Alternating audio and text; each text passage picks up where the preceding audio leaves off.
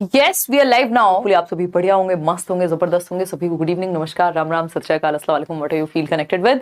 तो होपफुली आप लोगों तक नोटिफिकेशन पहुंच गया होगा, नहीं पहुंचा हो तो अपने दोस्तों को बता दीजिए और लाइक शेयर सब्सक्राइब करके अपना सेशन देखना कीजिए शुरू। इसको आप एक टेस्ट की तरह भी ले सकते हैं। देखिएगा, लाइक शेयर सब्सक्राइब आप कर चुके होंगे, कर देंगे। करियर बिल पे जा करके आप बैचेस में एनरोल हो सकते हैं। इसके अलावा अगर मैं बात करूं, पहला क्वेश्चन आपके सामने है, सुंदर सस्ता टिकाऊ सवाल। क्या है question? Which of the following is an example of gross motor skill? यानी कि स्थूल गतिक कौशल का या स्थूल गामक कौशल का उदाहरण है। स्केच बनाना, जीएफ गर्लफ्रेंड से याद रखेंगे, गर्लफ्रेंड नहीं है ये, जीएफ बोले तो gross and fine motor skills. पहले ग्रॉस मोटर स्किल्स आती हैं बच्चे में, बाद में फाइन मोटर स्किल्स आती हैं। ग्रॉस वो जिनमें बड़ी मांसपेशियों का प्रयोग हो, फाइन मोटर वो जिसमें आपकी हाथ और आंखों की मांसपेशियों का, हैंड एंड आई कोऑर्डिनेशन की जरूरत पड़े, है ना। तो फाइन मोटर स्केचिंग में तो हैंड आई कोऑर्डिनेशन, तो ये तो फाइन का उदाहरण हो गया। कितने लोग सही उत्तर दे रहे हैं? 80% लोग सी उत्तर दे रहे हैं। चलिए, होल्डिंग अ नीडल यानी सुई पकड़ना, सुई पकड़ने के लिए हाथों की मसल्स का प्रयोग होगा, है ना। तो कढ़ाई, बुनाई, सिलाई, इन सब के लिए फाइन मोटर स्किल्स, क्योंकि हाथ और आंख की मसल। स्केचिंग में भी हाथ और आंखों की मसल का प्रयोग है। वॉकिंग फास्ट, आप तेज चलें, आप धीमे चलें, आपकी ग्रॉस मोटर स्किल्स का ही प्रयोग ज्यादा होगा। उसका रीजन क्या है? क्योंकि इसमें आपकी लेग मसल्स काम में आएंगी, यानी जो आपकी थाई मसल्स हैं, जो पूरा मतलब वो तो बॉडी की सबसे बड़ी जो आपकी, पता ही आपको हड्डी भी है वहां पे, तो बड़ी मांसपेशियों का प्रयोग चलने में होगा। आप तेज चलें, धीरे चलें, दौड़ के चलें, नाचें, गाएं, वॉटेवर। गाने में तो नहीं खैर, बट नाचने में तो जो है वो आपका ग्रॉस मोटर स्किल्स का ही क्या होगा? प्रयोग होगा। तो ये ग्रॉस का उदाहरण हो गई। पुटिंग बीड्स इन अ थ्रेड यानी धागे में मोती पिरोना, पिरोए कभी, तो वो क्या है? Fine motor skill. और आपको पता है, यंग जब हम होते हैं तो हमारी ये फाइन मोटर स्किल्स बेटर होती हैं। टाइम के साथ जो है वो तो सारी ही कौशलों में दिक्कत आती है, बट स्पेशली आपने देखा होगा अपनी मम्मी दादी को कहते हुए कि बेटा एक काम करो, इस सुई में धागा तुम पिरो दो। क्यों? क्योंकि तुम्हारी नई आंखें हैं। मतलब क्या हुआ? आपका हैंड आई कोऑर्डिनेशन बेटर होता है यंग एज में, और फाइन मोटर स्किल्स भी बेटर होंगी ऑफ कोर्स। ठीक है जी। तो पुटिंग बीड्स इन अ थ्रेड, धागे में मोती पिरोना भी फाइन मोटर का उदाहरण है। ग्रॉस मोटर का उदाहरण सिर्फ तेज चलना है। C option is the right answer. Next question पे बढ़ेंगे, है ना। पोल लगा लो मैडम, क्या कर रही हो तुम? किसको भेजना है तुम्हें? कौन सा प्रेम पत्र लिख रही हो तुम? ये वर्ड में है। चलिए कोई बात नहीं, ठीक है। तो एनजीओ कब भेजना है? तो राहुल को बिठा देती हैं यार, तुम कैसे मैनेज करोगी? देखो, तो क्वेश्चन नंबर 2 है, बताएंगे आप लोग फटाफट से जवाब देंगे क्वेश्चन नंबर 2 का। अगर हम बात करें, सी ऑप्शन कह रहे हैं कई लोग, हैं, बताइए एक बार। ये आप लोगों को नहीं सुननी होती ऐसी बातें। देखिए, सी ऑप्शन 51%। प्रॉक्सिमो, हाँ वो दूसरा लैपटॉप लेके साथ में लगी हुई है और एक लैपटॉप पे पोल लगा रही है, तो वो देख के, और मैंने देखा वर्ड खुला हुआ है, तो आजकल मॉडर्न जमाना है, अब लोग ऐसे थोड़ी लिखते हैं प्रेम पत्र, अब टाइप भी कर सकते हैं। देखिए, तो proximo distal principle of development suggest that development proceeds from, यानी विकास का अधोगामी सिद्धांत बताता है कि विकास किस ओर से किस तरफ बढ़ता है, यानी दिशा क्या है विकास की। प्रॉक्सिमो डिस्टल, देखिए प्रिंसिपल ऑफ डायरेक्शन होता है एक, यानी दिशा का सिद्धांत, उसके तहत आता है आपके दो सिद्धांत आते हैं प्रिंसिपल ऑफ डायरेक्शन के, है ना। दिशा दो प्रकार की होती है विकास की, प्रॉक्सिमो डिस्टल और दूसरी है सेफेलोकॉर्डल। सेफेल का मतलब ही खोपड़ी है, सर से पैर जाने को सेफेलोकॉर्डल कहेंगे, हेड टू टो, और सेंटर से पेरिफेरी है। तो हेड टू टो तो क्या हो गया? सेफेलोकॉर्डल, सिरोध पदोन्मुखी, जबकि हमसे अधोगामी या प्रॉक्सिमो डिस्टल पूछा है। बात ठीक है या नहीं है? बिल्कुल ठीक है। Centre to extremities, general to specific, अब कहने को तो ये भी सही है, कहने को तो ये भी सही है, बट हमें एग्जैक्टली अगर हमसे पूछा जाएगा कभी भी प्रॉक्सिमो डिस्टल, तो हमें पता है सेंटर टू एक्सट्रीमिटीज से बेटर आंसर नहीं हो सकता। केंद्र से बाह्य की ओर, मतलब केंद्र से सीमाओं की ओर। केंद्र क्या है आपकी बॉडी का? आपका हार्ट का डेवलप होना, आपकी रीढ़ की हड्डी, फिर आपका यहाँ पे कंट्रोल आता है शोल्डर्स पे, फिर उसके बाद आपका अपने इन आर्म्स पे कंट्रोल आता है, फिर आपका अपने हाथ पे कंट्रोल आता है, फिर उंगलियों पे कंट्रोल आता है। ये क्या है? सेंटर से बाहर की ओर, बॉडी के सेंटर से बाहर की ओर, इसको प्रॉक्सिमो डिस्टल कहते हैं। जब आप सर से पैर की ओर दूसरी दिशा है, तो सर संभालना सीखते हैं, फिर गर्दन, फिर ये वाला पार्ट, फिर पैर, तो खड़े होना सीखते हैं। बेसिकली पहले आप गर्दन संभालना सीखते हैं, बैठना सीखते हैं, फिर आप खड़े होना सीखते हैं। इसका मतलब ऐसे चल रहा है, लॉन्गिट्यूडनल, लॉन्गिट्यूडनल मतलब हेड टू टो, सेफेलोकॉर्डल। तो ये 1 नंबर का क्वेश्चन आता ही है, दोनों विकास की दिशा के सिद्धांत के तहत ही आते हैं। C option is the right answer. Question number 3 देखिएगा फटाफट से। अगर हम बात करें क्वेश्चन नंबर 3 की, बताइए। एग्जैक्टली विकास कह रहे हैं, बहुत बढ़िया विकास। मैम यू आर टायर्ड, यार थोड़ा बहुत तो चलता रहता है ना, क्या ही कर सकते हैं।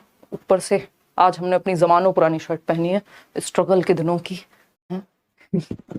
और बहुत स्कूटी चलाई है पहन के, याद है मुझे 2019 में। देखिए, which of the following are secondary agencies of socialization, यानी सामाजिकरण के गौड़ वाहकों में कौन आएगा, बताइए। पहला ऑप्शन है स्कूल।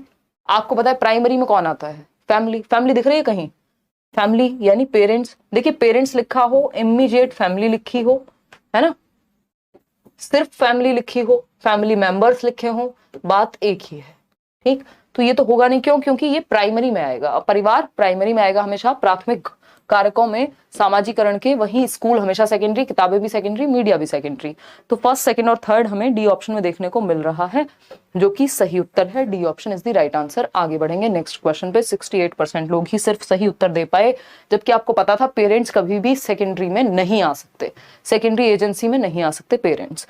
क्वेश्चन नंबर 4 देखिएगा और जवाब दीजिएगा। क्वेश्चन नंबर 4 क्या है? अकॉर्डिंग टू जीन पियाजे, यानी जीन पियाजे की थियोरी के अनुसार, at which stage most children can operate on operations and develop hypothetical deductive thinking, यानी लॉजिक भी आ गया, ऑपरेशंस का मतलब लॉजिक से है ना, और हाइपोथेटिकल डिडक्टिव रीजनिंग का मतलब है परिकल्पनात्मक निगमनात्मक चिंतन, ठीक है ना, चिंता नहीं चिंतन। बताओ एक बार फटाफट से बताइए, जिससे कि हम आगे बढ़ सकें। फटाफट बताएंगे जल्दी से। डी ऑप्शन 69% लोग कह रहे हैं बिल्कुल। जब हाइपोथेटिको डिडक्टिव रीजनिंग की बात आ जाए तो ये पियाजे की थियरी में हम डिस्कस भी कर चुके हैं कि हाइपोथेटिको डिडक्टिव रीजनिंग और एब्स्ट्रैक्ट थॉट, अमूर्त चिंतन, ये दोनों कहाँ आते हैं? ऑपरेशंस मतलब लॉजिक, किसके बारे में? एब्स्ट्रैक्ट चीजों के बारे में। तो D option is the only right answer over here. आगे बढ़ेंगे, नेक्स्ट क्वेश्चन है क्वेश्चन नंबर 5। अंत तक जाते जाते कुछ क्वेश्चंस मुश्किल भी मिलेंगे, लेकिन ये कंप्लीट सेट है जिसमें सारे टॉपिक्स आपके हैं। जीन पियाजे gave importance to dash in the process of learning, यानी पियाजे ने अधिगम की प्रक्रिया में किसे महत्व दिया? तो रेडीनेस टू लर्न यानी सीखने के लिए तत्परता। नेगेटिव ये हम कर चुके हैं किसी सेट में, मुझे तो याद आ रहा है।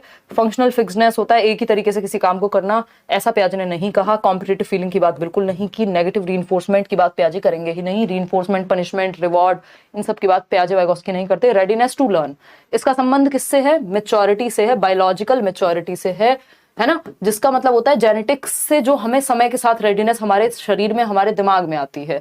अगर 2 साल के बच्चे को आप कहोगे कि बेटा कोई सामान उठा करके ले आओ, एक बड़ी सी टेबल उठा करके ले आओ, तो उसके लिए वो संभव नहीं है। क्यों? क्योंकि अभी रेडीनेस टू लर्न नहीं आया है, अभी उसकी बॉडी, उसका माइंड मैच्योर नहीं हुआ है, परिपक्व नहीं हुआ है उस चीज के लिए। तो पियाजे कहते हैं भाई एक उम्र में आप 2 से 7 वर्ष में एक सिलेबस पढ़ाते हो, फिर कॉम्प्लेक्स टॉपिक बाद में आते हैं। क्यों? क्योंकि बच्चे के अंदर बायोलॉजिकल मैच्योरिटी भी साथ में आएगी, समय के साथ रेडीनेस आएगी सीखने की।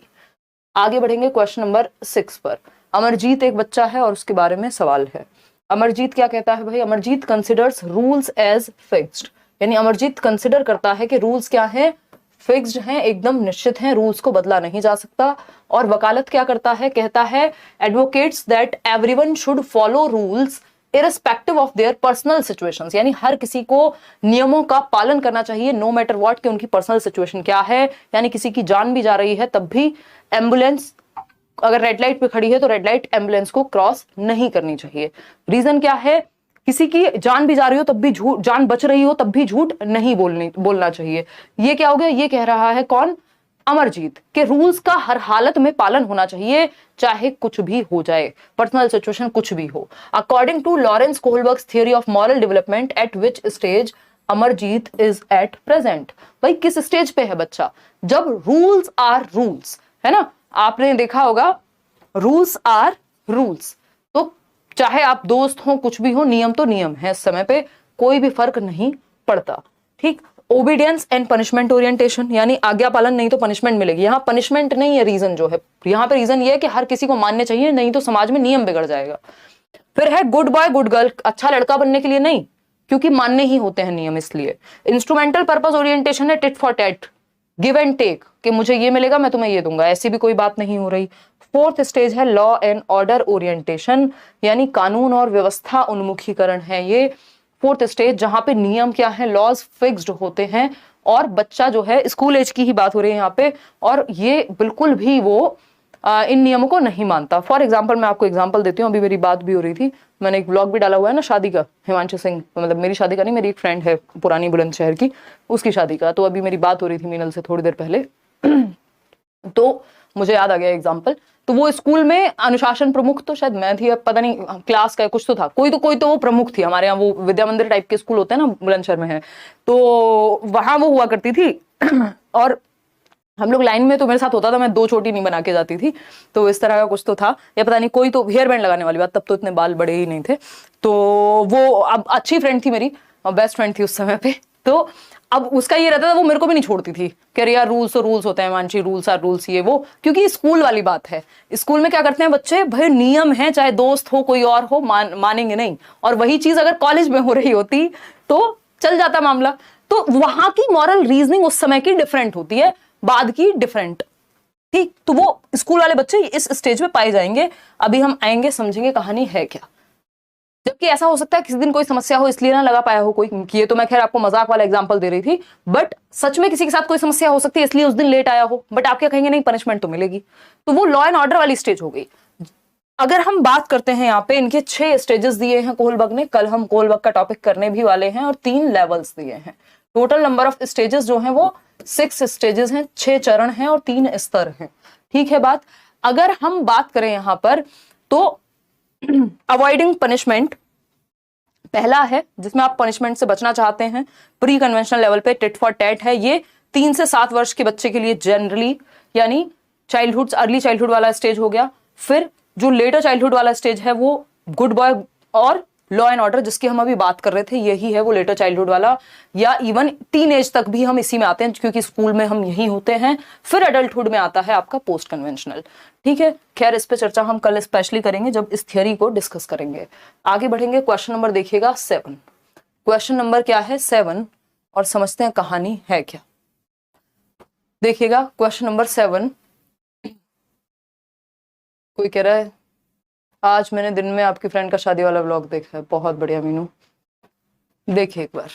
तो मैं तो उससे मजे ले रही थी, मैं कहा उसके हस्बैंड जो है एसबीआई में डिप्टी मैनेजर हैं, एक काम करो यार 2000 के नोट बदलवा दो तो वो इस बहाने बात हो गई, बखैती कर रहे थे, मतलब ये तो खैर टॉपिक नहीं था, तो देखिए एक बार। अगर हम बात करते हैं तो क्वेश्चन नंबर 7 देखिए, during a group work in class Ram finds his students struggling to solve a given question, यानी कि एक ग्रुप वर्क हो रहा है क्लास में, यानी ग्रुप में बैठ करके बच्चे जो हैं काम कर रहे हैं कुछ, और in order to scaffold them Ram should, यानी उनको मदद करनी है अगर, तो क्या करना चाहिए राम को, बताइए एक बार। आज क्लास में ज्यादा ही मस्ती हो रही है, निशा जिस दिन आती है उस दिन मस्ती भरपूर होती है, देखिएगा एक बार। तो कक्षा में समूह कार्य के दौरान रमेश का राम बना दिया मैंने उधर, देखा कि उसके विद्यार्थी दिए गए प्रश्न का हल ढूंढने में जूझ रहे हैं, स्ट्रगल कर रहे हैं। विद्यार्थियों के सहयोग के लिए रमेश को क्या करना चाहिए, खुद से प्रॉब्लम को सॉल्व कर देना चाहिए, बताइए एक बार क्या करना चाहिए। सी ऑप्शन, हाँ आप बहुत बढ़िया अलका यादव, धन्यवाद, बहुत खूब में, हाँ तो ऐसी तो बातें करते हैं ना, नॉर्मल लोग ऐसी तो बात करते हैं कि नहीं, दोस्तों में बात हो रही है कि यार यार ये करा दो, है देखिए फटाफट से आंसर करो। नहीं वो तो निशा ने शादी नहीं की, नहीं तो कुछ काम तो ये भी कर ही देती क्या मतलब लड़कियां शादी के बिना कुछ काम नहीं कर सकती। देखो एक बार, बहुत बकैती हो रही है आज, क्या क्या इनसे भी मंगा लें, अच्छा ये भी सही है।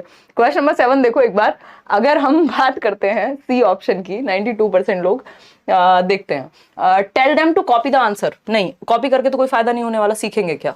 Ask them to withdraw given assignment and move on to next task, यानी कि ये वाला काम छोड़ दो किसी और पे जाओ, फिर छोड़ते ही रहेंगे बच्चे जीवन भर, जहां भी स्ट्रगल करेंगे वो काम छोड़ देंगे। फिर आता है C option, give cues and hints relevant to the problem, यानी आपको क्या है प्रश्न से संबंधित संकेत देने चाहिए, हिंट देनी चाहिए, हेल्प कर देनी चाहिए जहां बच्चा अटके, ठीक है क्लियर है बात।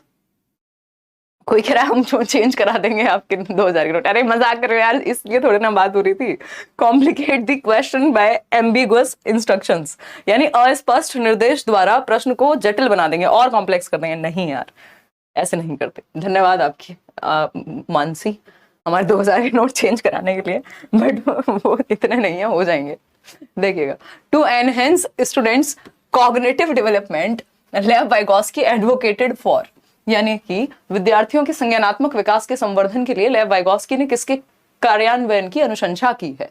यानी वाइगोस्की किसको महत्व देते हैं, अगर हम बात करें किसकी, संज्ञानात्मक विकास की, तो आपको पता है सोसाइटी, कल्चर, लैंग्वेज, इनमें से कुछ होगा। वाइगोस्की बच्चों को पैसे कभी नहीं रखेंगे, रट्टा कभी नहीं लगवाएंगे, सोशल आइसोलेशन नहीं। अब कई लोग जल्दी में पढ़ के, सोशल पढ़ के वो लगा देंगे टिक कि सोसाइटी, कल्चर और लैंग्वेज बताया था, आगे भी पढ़ लेना है। सोशल आइसोलेशन लिखा है, पृथकीकरण, यानी बच्चे को अलग थलग कर दो, उसको अकेला कर दो, ये तो उल्टी बात हो गई, ठीक है जी। तो यूज ऑफ कल्चरल टूल्स, यानी सांस्कृतिक उपकरणों का प्रयोग करना, जो भी संस्कृति में चीजें चलती आ रही हैं उनको सीखना, ठीक है।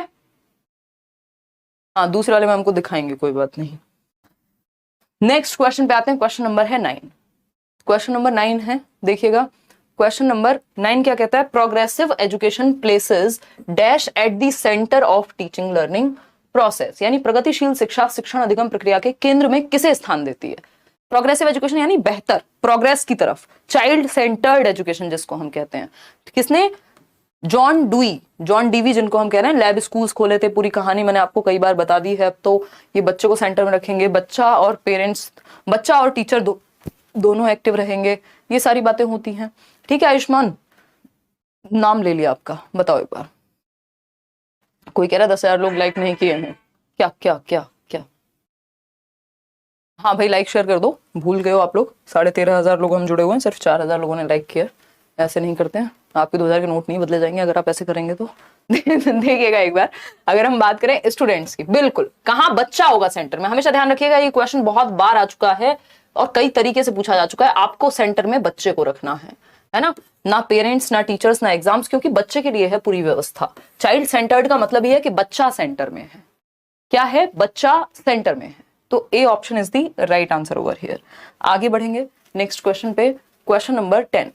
देखिएगा, समझते हैं कहानी है क्या, फटाफट से बताइए। Question number 10। हाँ, दीपिका पांडे, नाम तो ले लिया, अब यहाँ पढ़ाई करूँ, चलो फटाफट से बताओ। अच्छा, अंशुमन, मेरा नाम नहीं लेते, मौली, ठीक है। चलिए, ए ऑप्शन कह रहे हैं कई लोग, समझते हैं। Ahmed wants to become, Ahmed एक बच्चा है, wants to become a psychotherapist, यानी काउंसलर बनना चाहता है, जिसका मतलब थेरेपिस्ट बनना चाहता है, परामर्शदाता बनना चाहता है ना। As per Howard Gardner's theory of multiple intelligences, his teacher should provide opportunities to enhance his dash. ये मैंने एग्जाम्पल आपको दिया हुआ है, जब भी हम हार्वर्ड गार्डनर करते हैं, मैं थेरेपिस्ट का एग्जाम्पल भी लगभग हर बार देती हूँ। तो एक बच्चा है अहमद, जिसको बड़े होकर के साइकोलॉजिस्ट बनना है, या साइकोथेरेपिस्ट बनना है, साइको एनालिस्ट बनना है ना। साइकियाट्रिस्ट की बात नहीं हो रही है यहाँ, क्योंकि वो लोग दवाई देने वाले काम को ज्यादा करते हैं। तो यहाँ पे क्या है, उनके केस में इस प्रकार की बुद्धि को थोड़ा कम भी चल जाएगा। लेकिन कौन से प्रकार की बुद्धि चाहिए, यदि आपको लोगों के साथ डील करना है। साइकोथेरेपिस्ट क्या करता है, डील करता है। एक से एक खतरनाक इंसान उसके सामने आ सकता है, जो शायद आसानी से खुले ना कहीं, यानी अपनी बात को शेयर ना करे। उसको अलग अलग लोगों को समझना पड़ेगा, खुद को भी समझना पड़ेगा ऑफ कोर्स, बट लोगों को समझने की जो स्किल है वो ज्यादा चाहिए, या वो इंटेलिजेंस ज्यादा चाहिए। तो लोगों को समझने की इंटेलिजेंस कौन सी होती है, इंटरपर्सनल इंटेलिजेंस कहलाती है, अंतरवैयक्तिक बुद्धि।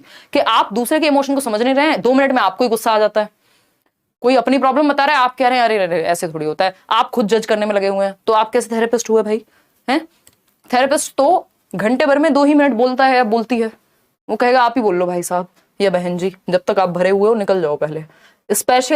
स्पेशल इंटेलिजेंस तो स्थानिक बुद्धि के लिए चाहिए। लोकेशन, गूगल मैप वाली आंटी बनना हो आपको, या दीदी बनना हो, तब तो चाहिएगा स्पेशल इंटेलिजेंस, या मूर्तिकार बनना हो तब स्पेशल इंटेलिजेंस चाहिए। स्थानिक बुद्धि तो उससे संबंधित है कि आपको मूर्तिकार बनना है या ऐसा ही। प्राकृतिक, ये गार्डनर वगैरह में, फार्मर में, इन सब में पाई जाएगी प्राकृतिक बुद्धि, या जिनको गार्डनिंग का शौक है ना, एनवायरमेंट से थोड़ा सा प्यार है। संगीतात्मक बुद्धि यानी म्यूजिकल इंटेलिजेंस, ये AR रहमान या मेलोडी जो भी बेसिकली क्रिएट करते हैं जो लोग म्यूजिक को, या गाना गाते भी हैं उनमें पाई जाएगी। तो आंसर एकमात्र सही है इंटरपर्सनल इंटेलिजेंस। अगर इंटरपर्सनल नहीं होता, इंट्रापर्सनल भी हम लगा सकते थे, क्योंकि वो भी कुछ हद तक चाहिए होती है। ठीक, तो इंटरपर्सनल इंटेलिजेंस चाहिए, लोगों के साथ डील करना पड़ेगा ना। एक थेरेपिस्ट का काम क्या है? लोगों के साथ डील करेगा, खुद से तो बैठ के बातें करता नहीं रहेगा, थेरेपिस्ट कहेंगे हम उसको फिर, है ना। तो ये एक बेसिक सी बात हो गई। आगे बढ़ रहे हैं क्वेश्चन नंबर 11 पर। क्वेश्चन नंबर 11 क्या है, देखिए एक बार। क्वेश्चन नंबर 11 है, वाइल प्रैक्टिसिंग कोऑपरेटिव लर्निंग, यानी सहयोगात्मक अधिगम को सीखते समय या प्रैक्टिस करते समय या अप्लाई करते समय क्लासरूम में टीचर को क्या करना चाहिए? बताइए, ये गलत हो गया है हमसे, ये गलत नहीं होना चाहिए था। विकास गार्डनर का क्वेश्चन सबसे आसान क्वेश्चन आता है, अगर हम उसको गलत करेंगे तो ऐसे कैसे चलेगा दीदी और भैया? बताओ एक बार, फटाफट से बताओ। अंशु लाइक शेयर करते नहीं हो, नाम लेके क्या करेंगे हम? हैं, गिव एंड टेक करेंगे, टिट फॉर टैट होगा। देखिएगा एक बार, तो वाइल प्रैक्टिसिंग कोऑपरेटिव, सहयोगात्मक अधिगम, यानी जहां बच्चे ग्रुप में सीख रहे हैं, सहयोग करके सीख रहे हैं, तो टीचर को क्या ध्यान में रखना है? Make same ability based grouping, यानी सब बच्चों को एक जैसे ही बच्चों को एक ग्रुप में डालो। जो फर्स्ट आते हैं उनको एक साथ, जो लास्ट आते हैं उनको एक साथ, जिनका मैथ्स अच्छा है उनको एक साथ नहीं, मिक्स्ड ग्रुपिंग करनी चाहिए, ना कि सेम एबिलिटी ग्रुपिंग। होमोजीनियस हो जाएगा। सेम एबिलिटी ग्रुपिंग का मतलब है होमोजीनियस ग्रुप बना दिया आपने, एक रूप, एक जैसे बच्चे हैं, जबकि हमें डिफरेंट एबिलिटी वाले बच्चे चाहिए एक ग्रुप में, ताकि एक दूसरे से डिफरेंट डिफरेंट चीजें बच्चे सीख पाए। बहुत बढ़िया। नेक्स्ट है, instruct students to follow only prescribed procedure, यानी सिर्फ जो प्रेस्क्राइब कर दिया है उसी प्रोसीजर को फॉलो करना है। इसमें बच्चा एक्टिव नहीं रहेगा, बच्चे को पैसिव कर दिया, रोट लर्निंग पे फोकस हो गया कि जितना बताया गया उतना ही रट्टा लगाओ। रेस्ट्रिक्ट यूज ऑफ डिस्कशंस, यानी डिस्कशंस यानी चर्चा, वाद विवाद के तो अवसरों को बढ़ावा देना चाहिए, रेस्ट्रिक्ट नहीं करना चाहिए, उन्हें कम नहीं करना चाहिए, है ना। Make groups of diverse learners, ये बात एकदम सही है, विविध विद्यार्थियों के समूह बनाना, हेट्रोजेनस ग्रुपिंग करना, मिक्स्ड एबिलिटी ग्रुपिंग करना, यानी डिफरेंट डिफरेंट एबिलिटी वाले बच्चे हैं। D option is the only right answer over here. Question number 12 देखिएगा और जवाब दीजिएगा। क्या कहता है question number 12? In a classroom discussion on cricket, cricket पर डिस्कशन हो रहा था, आईपीएल मैच पे हो सकता है, इन जनरल क्रिकेट पर क्या हो रही थी? चर्चा हो रही थी। एक अध्यापक लड़कियों की अपेक्षा लड़कों को अधिक अवसर दे रहा है। वो कह रहा है कि लड़कों को ज्यादा पता होगा क्रिकेट के बारे में, जो जैसा कि कल्चर है ऐसा हो भी सकता है कि ज्यादा लड़के ही पार्टिसिपेट कर रहे हो, बट आपको पार्टिसिपेट कराना है फीमेल्स को भी या गर्ल्स को भी, तो उसके लिए आपको एटलीस्ट मौका तो बराबर देना पड़ेगा, चाहे कोई लड़की कम बोले ज्यादा बोले। तो उसके लिए क्या है यहाँ पे, उसके लिए यहाँ पे ध्यान रखना है हमें कि बॉयज को ज्यादा मौका दिया जा रहा है गर्ल्स के मुकाबले। By doing so he is, क्या दर्शा रहे हैं अध्यापक महोदय? कंबाइनिंग स्टीरियोटाइप थ्रेट, यानी रूढ़िबद्ध चुनौतियों को कम कर रहे हैं, कॉम्बैट कर रहे हैं, लड़ रहे हैं स्टीरियोटिपिकल थिंकिंग से। वो तो खुद स्टीरियोटाइप में बह गए हैं, तभी तो लड़कों को ज्यादा महत्ता दे रहे हैं क्रिकेट जैसे मुद्दे पे, क्योंकि उनको लगता है लड़के ही ज्यादा इंटरेस्टेड होंगे। प्रैक्टिसिंग जेंडर बायस, बिल्कुल 100% सही बात है। जेंडर पूर्वाग्रहों का पालन कर रहे हैं, क्योंकि स्टीरियोटाइपिंग में हमेशा पूर्वाग्रह शामिल होते हैं। किसी एक पक्ष में झुके हैं तभी तो स्टीरियोटाइप बने हैं ना, वो कोई तो प्री कंसीव्ड नोशन रहा होगा। जेंडर इक्वालिटी को एंश्योर कर रहे हैं, अगर कर रहे होते तो किसी एक तरफ थोड़े ना झुकते। ब्रेकिंग जेंडर स्टीरियोटाइप्स, जेंडर रूढ़िबद्ध धारणाओं को तोड़ रहे होते तो उल्टा भी कर सकते थे, फिर फीमेल से या गर्ल्स से ज्यादा क्वेश्चन पूछ सकते थे। लेकिन यहाँ पे जो चला आ रहा है उसी को वो फोकस कर रहे हैं, जिसमें बायसनेस छिपी हुई है, जो एक तरफ झुका हुआ है कि सिर्फ लड़कों से ही पूछना है अगर क्रिकेट के बारे में बात हो रही है। और यही जो महाशय हैं, अगर ऐसे टीचर होंगे, जब कुकिंग के बारे में बात होगी तो लड़कियों से पूछना शुरू कर देंगे। तो ये जेंडर स्टीरियोटाइपिंग है कि जो चीजें चली आ रही हैं बस उसी बहती गंगा में हाथ धो रहे हैं। क्वेश्चन नंबर 13 देखिएगा, समझते हैं कहानी है क्या, बताइएगा। नाम की बात कोई नहीं करेगा माधुरी अब, है ना, बहुत गुस्से में कही है मैंने ये बात। ये देखो हंस रही है मतलब इसको पता है ये कितना गुस्सा है। देखिएगा एक बार, अगर हम बात करेंगे question number 13, in a class of diverse learners a teacher should, यानी विविध पृष्ठभूमि वाले विद्यार्थी हैं, अलग अलग तरह की क्षमताओं वाले विद्यार्थी हैं। किसी को मैथ्स में इंटरेस्ट है, कोई स्पोर्ट्स में अच्छा है, कोई म्यूजिक में अच्छा है, कोई किसी जाति, कोई किसी समूह, कोई किसी भाषा को बोलने वाला है, कोई गरीब अमीर, हर तरह का बच्चा हो सकता है ना, कोई गिफ्टेड है, किसी को विजुअली चैलेंज है। तो विविध पृष्ठभूमि वाले बच्चे हैं, जिनको भी नाम लेना है सिलेक्शन लेके आओ, बहुत बढ़िया, है ना, उसमें भी अच्छी रैंक लेके आओ, फिर मेल करो, फिर हम मिलेंगे, है ना। हम क्या करेंगे, शर्तों पे नाम लेंगे आज से, है ना, कोई अनकंडीशनल प्यार नहीं, शर्तों पे नाम लिया जाएगा। देखिएगा, बताइए फटाफट से क्या हुआ। मुंह बना रही हो तुम इतनी तैयार हो, क्या आई हो? अच्छा देखिए, हाँ फंक्शन है, तुम्हारे बच्चे का फंक्शन। आज हमारी बिल्डिंग में एक फंक्शन है। देखो एक बार, अगर हम बात करें, इतनी तैयार तो भाभी नहीं हुई होंगी। देखो एक बार, group students based on their performance in exams, यानी परीक्षा में उनके निष्पादन के आधार पर विद्यार्थियों के समूह बनाना, यानी कि group students based on their performance in exams, ये एकदम खराब तरीका है। ये फिर आप एबिलिटी ग्रुपिंग करने लग गए कि फर्स्ट आने वालों को एक साथ, 33% वालों को एक साथ। फिर आता है B option, set and maintain expectations of success from all, यानी कि आप क्या करेंगे, सभी से सफलता की अपेक्षाएं करनी एवं बनाए रखनी। मतलब क्या हुआ कि आप एक्सपेक्टेशन सेट करेंगे कि भाई तुम अच्छा करोगे, फलाने बच्चे जो भी नाम है ABCD है ना, तुम अच्छा करोगे, तुम इस चीज में अच्छा कर सकते हो, और उन एक्सपेक्टेशंस को हर किसी बच्चे से आप सक्सेस की एक्सपेक्टेशन रख रहे हो कि वो किसी ना किसी क्षेत्र में अच्छा करेगा। तो आप एक अच्छे विद्यार्थी, एक अच्छे टीचर हुए, क्योंकि हर बच्चा अच्छा कर सकता है, हर एक बच्चे में अच्छा करने की क्षमता है, सक्सेसफुल होने की क्षमता है, आपको बस पहचानना है कि वो किस क्षेत्र में अच्छा करेगा। ठीक है ना, बहुत बढ़िया अंशु। तो डिवाइड स्टूडेंट्स, डिवाइड करने का काम तो आपका है ही नहीं। आप कोई वो थोड़ी है, कौन थे वो मैकॉले टाइप के लोग जो ये कहते थे इनको अंग्रेज सिर्फ ये ब्लड से बनेंगे, ये वो कुछ तो कोई तो डायलॉग था ना, रहने दो तुम जी के हाथ में आ चुकी है निकल के, मैकॉले ही था शायद। देखिए अगर हम बात करते हैं D option, practise standardised curriculum and method of assessment, यानी कि मानकीकृत पाठ्यचर्या, नहीं डिफरेंशिएटेड पाठ्यचर्या है। स्टैंडर्डाइज्ड मतलब सबके लिए एक जैसी, जबकि हमें डिफरेंट डिफरेंट रखनी है हर बच्चे की नीड को ध्यान में रखते हुए। तो आप एक्सपेक्टेशन सबसे रखेंगे, ऐसा नहीं है कि किसी से कम एक्सपेक्टेशन, किसी से ज्यादा, और हर किसी को आगे बढ़ाने की बात करेंगे। B option is the right answer over here. Question number 14 देखिएगा, जवाब दीजिएगा फटाफट से, बताइए फटाफट। सीटेट पहली बार देने जा रहे हैं, क्या तैयारी करें? श्वेता एक वीडियो में अलग से बताया अभी कुछ दिन पहले। पहली बात है टेस्ट प्लीज बताएं, जो पहली बात है, क्या कहना क्या चाहते हो, मैं नहीं समझ पा रही हूँ, कुछ ऐसा बताया करो जो अमानत शेख होगा। चलिए खैर फटाफट से जवाब दीजिए, और इतने जो लोग भूल गए हैं लाइक शेयर करना, जिनकी इच्छाएं नहीं है वो भी लाइक शेयर करिए, तभी नंबर अच्छे आते हैं यहाँ पे।